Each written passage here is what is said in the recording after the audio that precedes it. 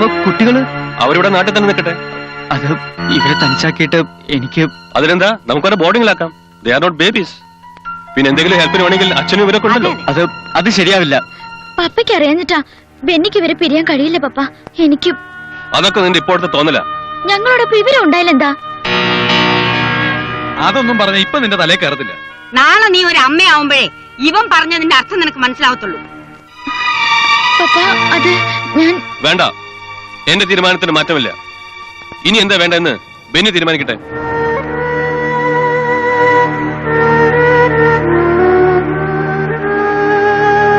Annie എനിക്കിഷ്ടമാണ്. പക്ഷേ ഇവരെ അനാഥരാക്കിയിട്ട് ഞാൻ ഇങ്ങോട്ടും വരില്ല. ബെന്നി, എന്റെ മോൾ ഇവിടെ തനിച്ചാക്കിയിട്ട് ഞാനും പോകുന്നില്ല. വാടിവിടെ.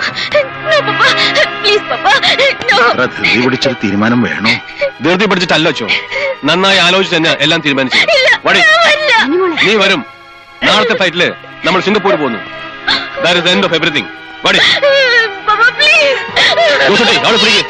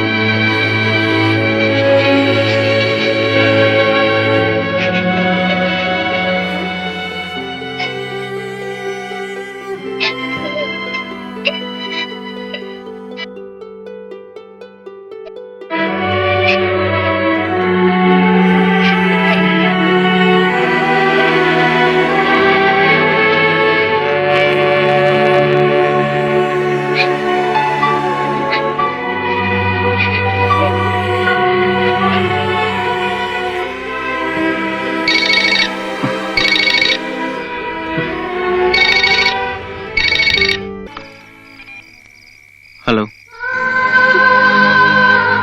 ബെന്നി, നാളെ പപ്പ എന്നെ കൊണ്ടുപോകും. 9:30 ഫ്ലൈറ്റ്.